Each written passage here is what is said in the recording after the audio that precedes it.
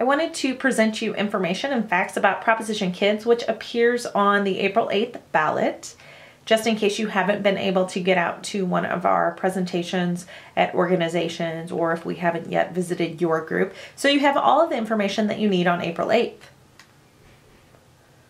This is Buchanan High School. It opened in the Lincoln County R3 School District in 1956.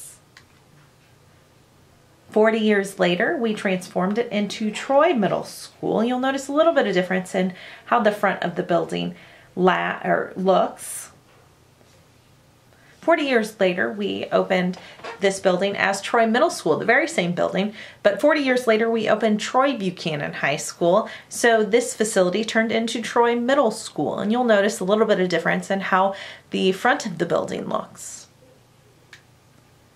This is 21st century Troy Middle School. This probably looks much different than that original picture that we showed you. And part of the reason for that is that this building has been in many uses throughout the district's history since 1956. But we have upgraded and renovated different items and improved different items within and outside the building. You'll notice the windows on Troy Middle School and of course on Claude Brown as well. That was part of the 2008 bond issue, but there are also things that you don't see that we have improved throughout the years. Just in the last decade, we have invested $2 million in Troy Middle School to keep it up to date and protect that taxpayer investment. The original bleachers were removed a few years ago on one side of the gymnasium and installed new ones. We have improved the HVAC, we've replaced portions of the roof, boiler room, we installed a new elevator, we've reconfigured a kitchen, the offices, done things to flooring, new paint, to the tune of $2 million just in the last 10 years. So we have a group that is called our Long-Range Planning Team. It is comprised of community members as well as employees, and they come up with the plan that the district is supposed to follow in terms of growth. This began almost 9 years ago in 2005, and their first recommendation was provide more space at the elementary and alleviate some overcrowding at Troy Buchanan High School. And then they expanded William Keppel and Main Street Elementary and of course built the 9th grade center, and that project is complete. And then in 2008 we constructed Quiver Park Elementary and expanded Hawk Point to accommodate the growth at the elementary level. And that also included those windows that we showed you at Troy Middle School and Claude Brown, as well as the buzz and security systems at the elementary level. So that was all in the 2008 no tax increase bond issue. In 2010, this group gets back together every year and they decide whether or not we're still going in the direction we need to. But in 2010, they said we cannot focus on expanding the 9th grade center into a second high school because our elementaries are still growing and our middle school has become too large. So they came up with a creative and economical solution, which was brought to voters in 2012. And they wanted to relocate the Early Childhood Education Center and then repurpose their existing space into what is now known as Claude Brown Elementary. And this was a very economical solution to not having enough bonding capacity to address both middle school space needs and elementary space needs. And one of the reasons it was so economical is that we received a reimbursement grant for building early childhood to the tune of $2 million. That was only a $3 million no tax increase bond issue. Some of the byproducts of our planning from this group is more traditional grade patterns. Our ultimate goal is to eliminate so many stops along the way. Tiered busing, and of course we brought the Early Childhood Education Center in-house in 2009, which saved us $500,000 annually. That brings us to today. Proposition Kids Keep Improving District Schools is a no tax increase bond issue that asks voters to borrow $20.5 million. It would require 57% majority to pass, and if it is successful in April, it would open in August 2016 with a capacity of 600 to 650 students at a second middle school. So why now? Right now we actually have the bonding capacity available to address the size of our middle school. We are currently the largest middle school in the state, and we are home to approximately 1,500 students. So we believe that this time in a child's life is a critical time. It's kind of the crossroads where they decide whether or not they like school or don't like school. And of course, we as educators want them to like school because that means they will continue on that path to graduation, become productive citizens in our community. Patron Insight recently did a study about what parents want from their schools. And they said, if you take staff quality off the table, what are the top 3 things that you want? Smaller class sizes, nurturing environments, and relationships with their child.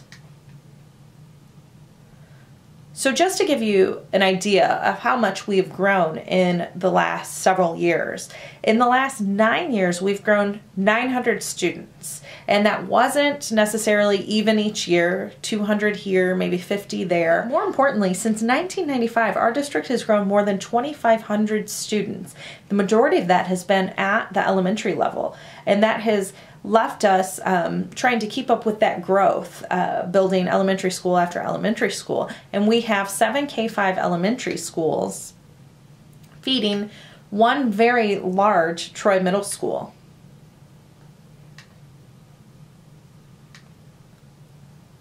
So Troy Middle School currently has 1,487 students.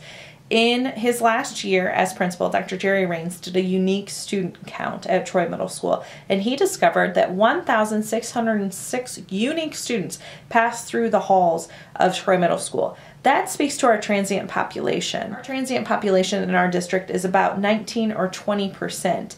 Districts typically of our size have about an 11% transient population. Nationally, the largest percent of middle schools have enrollments of anywhere from 401 to 800 students. Now, if we took just the lower number of that, we're more than triple the size of the largest percent of middle schools. So we believe being that large is not necessarily a great thing. We have hundreds of students. In fact, we have 997 students that cross between Bombfills and Troy Middle School on a daily basis just to get to band and choir class. And of course, supervision of that many students becomes very difficult. We also see trouble spots with programming and services. They become very limited when you have that many students. One example I can give you is our counseling department. We currently have 3 counselors serving 1,500 students, but there's no space to even add an additional counselor. Having that few counselors with that size of a population puts them in a constant reactive mode. It's not necessarily a proactive approach to their services. So being as large as we are, there's also problems that are created in terms of our programming and our services. They become very limited when you have that many students to serve. One example I can give you is our counseling department. We currently have 3 counselors that serve nearly 1,500 students, which constantly puts them in a more of a reactive mode than a proactive mode. Right now, we don't have the space to add a counselor even if we wanted to. One of the other issues with being as large as we are is we begin lunch at 10:10 a.m. at Troy Middle School. We call that brunch, and lunch does not end until 1:26 p.m. So let's say that you are a 13-year-old boy and your bus picks you up at 6:15 in the morning. And you don't eat breakfast because you hit snooze a few times, and you get to school and you don't eat breakfast there either, and you have to wait until 1:04 p.m. to eat lunch. That's nearly 7 hours of waiting to eat. We don't think that that's an ideal situation either.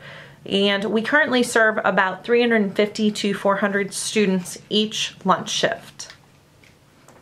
This is the back of Troy Middle School at dismissal time. We have 1,105 students that ride the bus daily from Troy Middle School. We require 35 buses to transport just Troy Middle School students, and we have 87 buses, so nearly half of our bus fleet is transporting just middle school students. And of course, if you've ever picked up or dropped off a child on College Street, you've probably realized that our parent traffic is quite heavy as well. And of course, there's always physical constraints when you are that size in a 1956 building. We have narrow hallways, we have space issues in a lot of different places, including the gym, band room, art rooms, computer labs. We utilize half of Claude Brown. We share a library in the 6th grade wing, cafeteria and canteen, and of course the gymnasium. Most importantly, we think being that large gives students opportunities to get lost and not feel connected to an adult. A second middle school, in our opinion, will improve security and supervision, increase opportunity for students because we will have 2 FFAs, 2 bands, 2 choirs.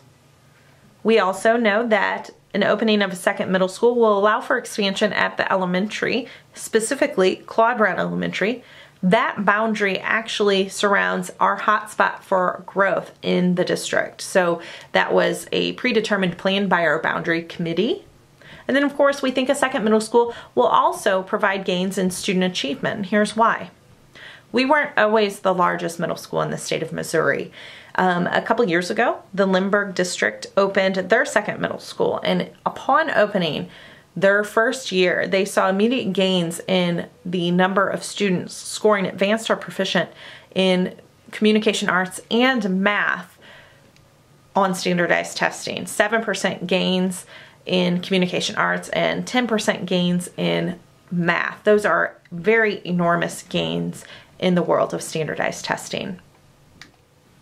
And that is all I have for you today. Please check out our frequently asked questions article on our website, or come check us out in person and we'll be glad to answer any of your questions. Thank you.